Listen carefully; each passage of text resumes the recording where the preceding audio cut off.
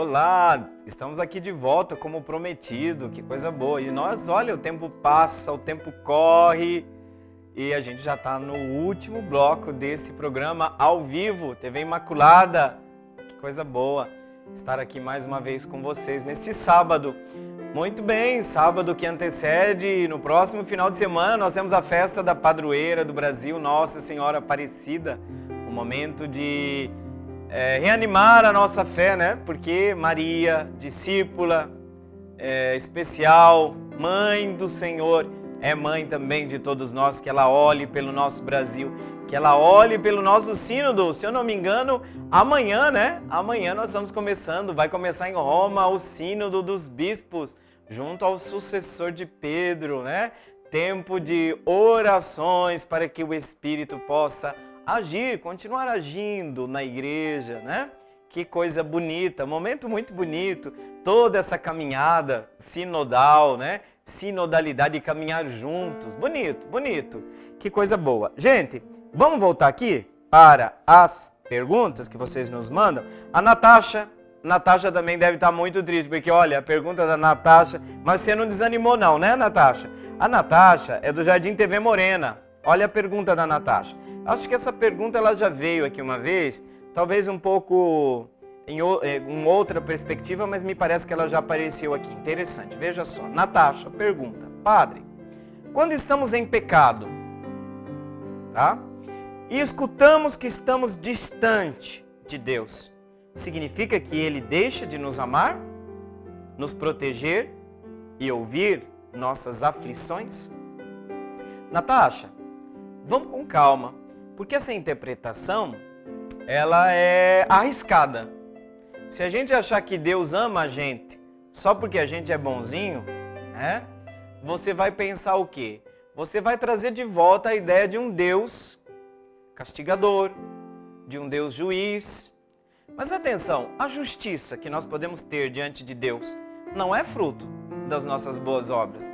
As nossas boas obras não são causa da nossa salvação.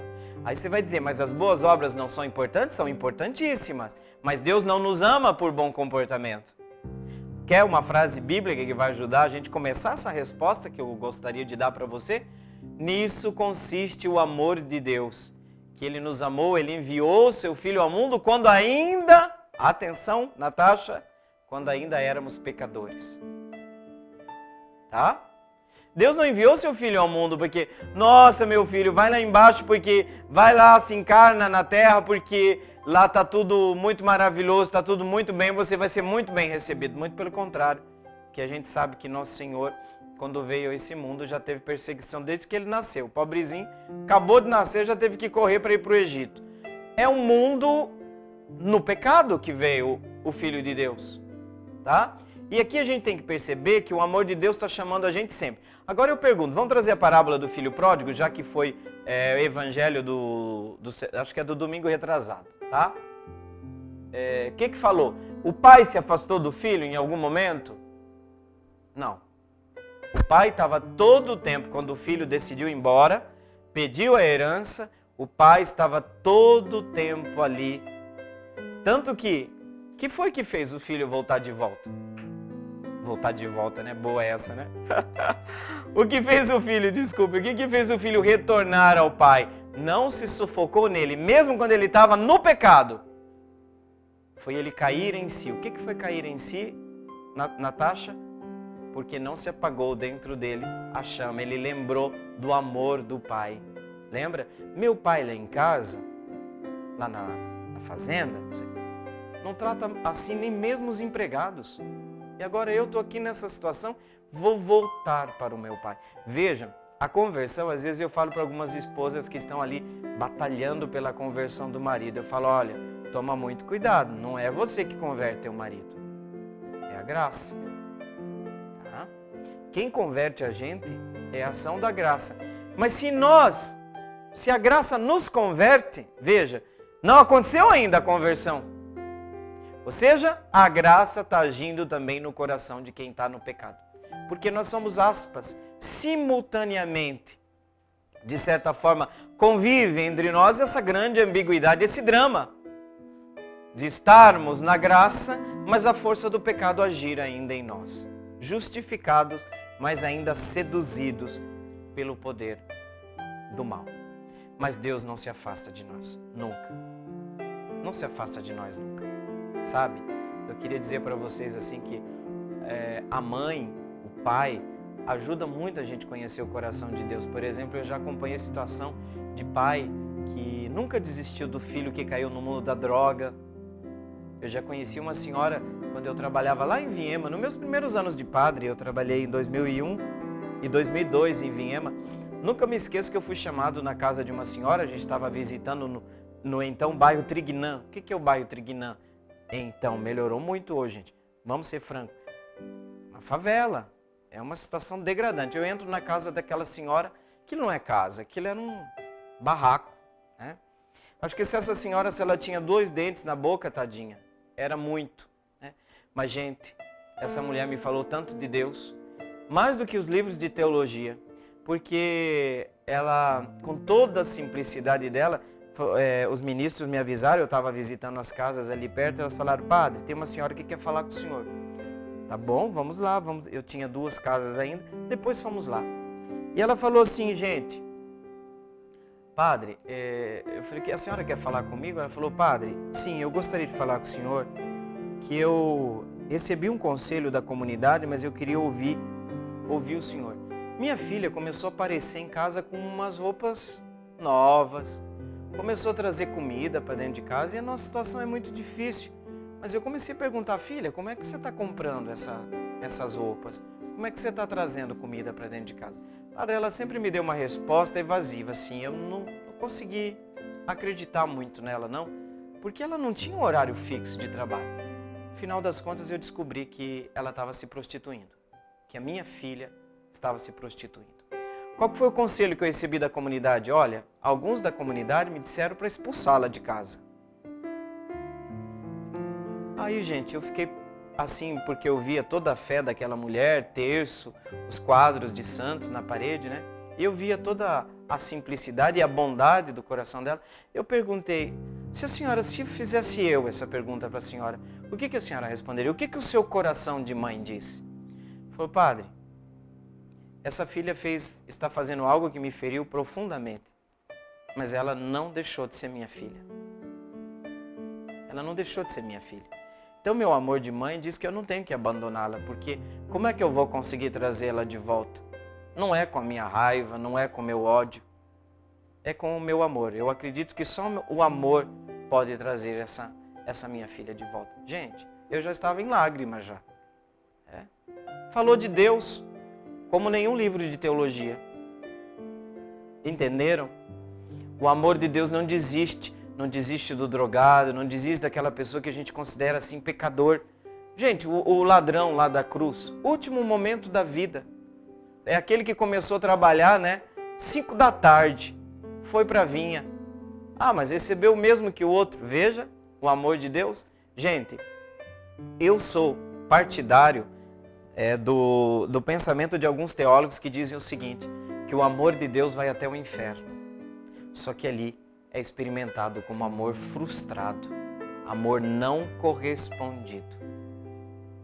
Mas Deus não deixa de amar, nem mesmo aqueles que se encontram condenados pelo seu isolamento, pelo seu fechamento, pelo seu não. Deus não desiste de nós. Deus não olha o pecador, desculpem. Olha, ali ele vê um filho que quer trazer de volta. Como aquele senhor, ministro da Eucaristia, que também me falou num retiro, levantou quando eu estava falando exatamente disso, do amor de Deus que não desiste de nós. Ele falou: padre, meu filho entrou no mundo da droga. Eu posso dizer para o senhor que eu recebi muitas pedradas dentro da comunidade. Eu ouvi até, padre, esse senhor tinha que deixar de ser ministro da Eucaristia, tem um filho drogado. Padre, eu não desisti do meu filho por 5 anos. E hoje eu posso testemunhar aqui, esse senhor já falava com lágrimas caindo, né? Hoje eu posso testemunhar aqui que meu filho voltou. Meu filho é um homem, um ser humano, é um cristão, participa da comunidade, casou-se, tem 2 filhos. Gente, tem como não se emocionar? Eu não desisti do meu filho. Aqui é Deus. Deus não olha o pecador, sabe aquela pessoa que você taxa de, né? Porque você se acha santo, ou eu? Não. Deus não desiste do pecador, quer trazer de volta. Deus não quer a morte do pecador, mas quer que ele viva, que ele retome o caminho da vida, né? Que coisa bonita esse nosso Deus. Natasha, muito obrigado pela sua pergunta, pela sua participação. Deus não deixa de nos amar nunca, nunca. Essa é a certeza, né? O que o povo de Deus quando valha? Lembra as leituras de ontem? Quando o povo de Deus sente que a coisa está pegando porque eles estão pagando as consequências do afastamento de Deus, eles invocam a bondade. Pela tua bondade e pela tua misericórdia, Senhor, recorda de nós. Nós nos afastamos, que seu amor nos traga de volta. Gente, só o amor traz de volta as pessoas. Né? Não é excomunhão que salva ninguém. Aliás, quando a igreja excomunga alguém, você sabe qual é o objetivo? Penitencial, medicinal, para fazer a pessoa cair em si, mas é um ato sempre extremo. É um ato sempre extremo. Tá? O que Deus quer salvar, e o que salva é o amor. Tá? Ah, padre, mas tem gente que aprende na dor. Ok, mas na dor você descobre o quê? Que a pessoa que você caiu na situação de desgraça, que Deus não te abandonou. Porque o que você chora quando você volta do pecado? Você chora porque você traiu o amor.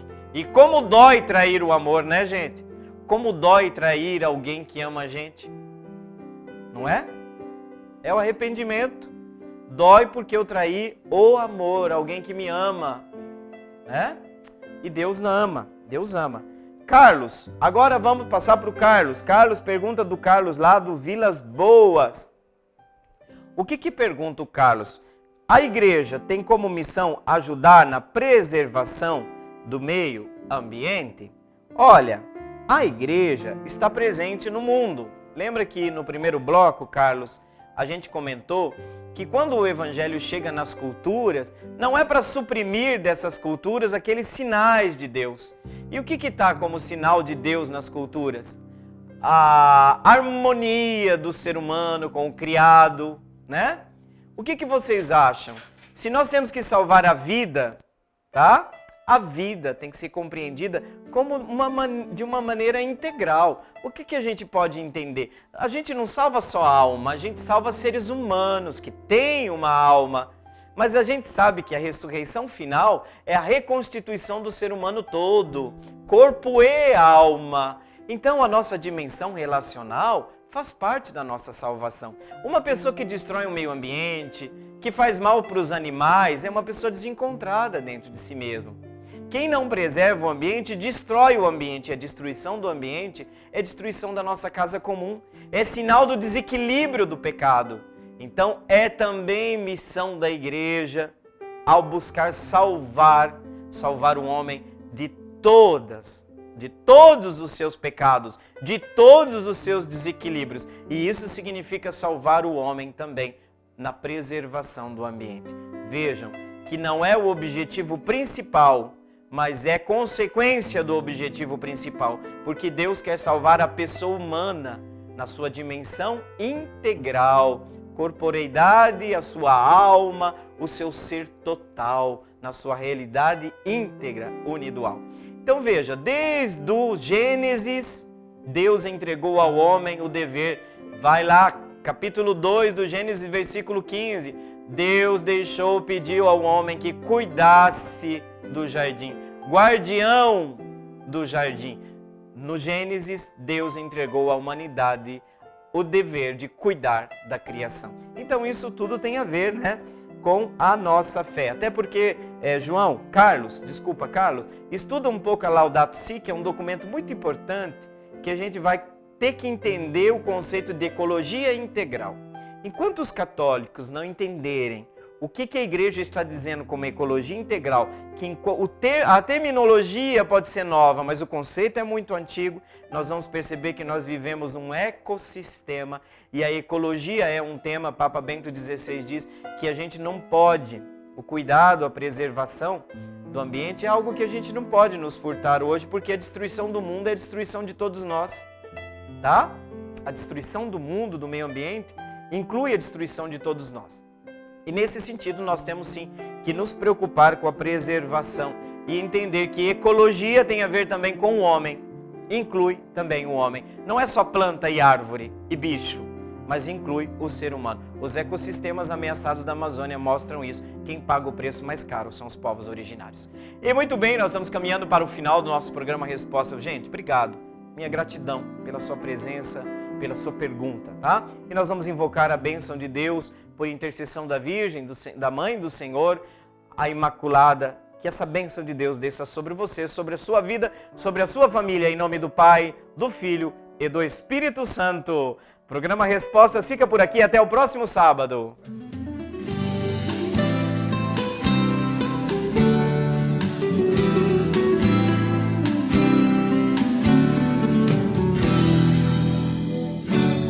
Meu coração é para ti.